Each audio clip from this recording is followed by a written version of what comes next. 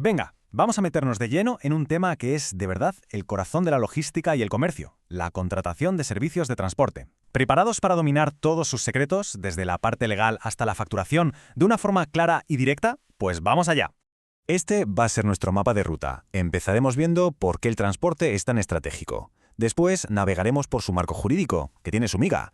Descifraremos cómo funcionan las tarifas y qué papeles son esenciales. Y terminaremos echando un vistazo a la facturación y a lo que nos depara el futuro digital. Bueno, pues empezamos por el principio.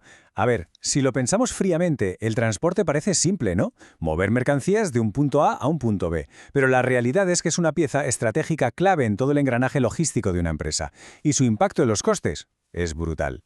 Y para que nos hagamos una idea de la magnitud de la que hablamos, fijaos en este dato. El transporte puede llegar a suponer hasta un 40% de los gastos totales de distribución. Esto no es un coste cualquiera, es un factor absolutamente crítico. Gestionarlo bien no es una opción, es literalmente la diferencia entre que una empresa sea competitiva o se quede por el camino. Claro, con tanto en juego es vital entender las reglas. Y aquí es donde la cosa se pone interesante, porque no hay una única ley para todo. El marco jurídico que regula el transporte es un auténtico laberinto que cambia por completo según el modo, si vas por carretera, mar, aire o tren, y por supuesto si la operación es nacional o internacional. Aquí en pantalla tenemos un pequeño resumen de esas normativas clave. A ver, la idea no es aprenderse todo esto de memoria, ni mucho menos, sino entender la lógica. Por carretera, dentro de España, manda la LOT. Pero en cuanto cruzamos la frontera, la Biblia pasa a ser el convenio CMR. En el mar, el conocimiento de embarque, el famoso BL, es mucho más que un papel. Y en el aire es la IATA la que marca las reglas del juego a nivel mundial. Cada modalidad, como veis, tiene su propio universo legal. Y ahora, claro, llegamos a la pregunta del millón. ¿Cuánto cuesta todo esto? ¿Cómo se fijan los precios? Pues aunque lo normal es que las tarifas se pacten libremente entre las partes, existen sistemas y variables que hay que dominar, pero dominar de verdad, para optimizar costes y no llevarse sorpresas. Para entender esto, pensemos que es como alquilar un autobús. La carga completa es cuando alquilas el autobús entero para tu grupo. Pagas por el viaje completo, da igual si vais 5 o 50. En cambio, la carga fraccionada, el grupaje, es como comprar un billete suelto. Compartes el espacio y los costes con otros pasajeros. Es más flexible, sí, pero el precio por unidad, lógicamente, es más alto, por toda la complejidad que implica. Y esta tabla lo deja muy claro. Cada medio de transporte habla su propio idioma en cuanto a precios. En marítimo, ojo, no es solo pagar por el contenedor. Luego vienen los famosos recargos por combustible, el BAF, o por el cambio de moneda, el CAF, que te pueden descuadrar el presupuesto. Y en aéreo, la IATA tiene unas tarifas publicadas, casi como un catálogo, que clasifican los envíos por peso con unas letras, M, N, Q.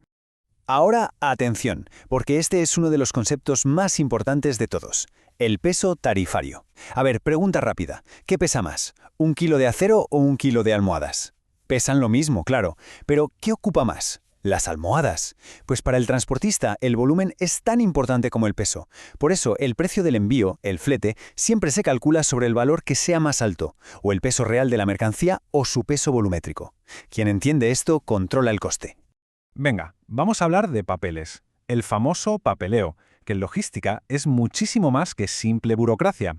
Estos documentos son la prueba de que existe un contrato. Definen de quién es la responsabilidad si algo sale mal, y en algunos casos representan el valor de la propia mercancía. Aquí el papel, o su versión digital, lo es todo. En el transporte internacional por carretera, el documento estrella es la carta de porte CMR. Y mucho cuidado, que no es un papel de trámite cualquiera, es la prueba irrefutable del contrato. Ahí viene todo, quién envía, quién transporta, quién recibe, qué se lleva, es básicamente el DNI del envío. Pero si saltamos al mar, el conocimiento de embarque o Bill of Lading, el BL, juegan otra liga. Porque no solo es un recibo y la prueba del contrato. Lo más importante de todo es que es un título de propiedad. Quien tiene el BL original en su poder es el dueño de la mercancía, así de simple y así de potente. Y aquí llegamos a una diferencia que es fundamental y que puede cambiarlo absolutamente todo en una operación comercial. Fijaos bien, la carta de porte CMR no es un título de crédito. Tenerla en la mano no te convierte en dueño de la carga. Sin embargo, el BL sí lo es, y esto le da un poder brutal. Se puede comprar, se puede vender, se puede negociar, y es la pieza clave que los bancos exigen para pagar en operaciones internacionales. Pasamos al tren. Aquí tenemos la carta de porte CIM. La lógica es muy parecida a la del CMR de carretera. Es la prueba del contrato y el acuse de recibo de que la mercancía se ha cargado. Y al igual que el CMR, es muy importante recordar que tampoco es un título de crédito. Y por último, en el aire, el documento fundamental es el AWB, o Airway Bill. De nuevo, la misma idea. Prueba que hay un contrato y que la mercancía se ha recibido. Pero aquí hay un matiz interesante. Aunque no es negociable como un BL, sí que le da a la persona que figura como destinatario el derecho exclusivo a reclamar la carga en el aeropuerto de destino.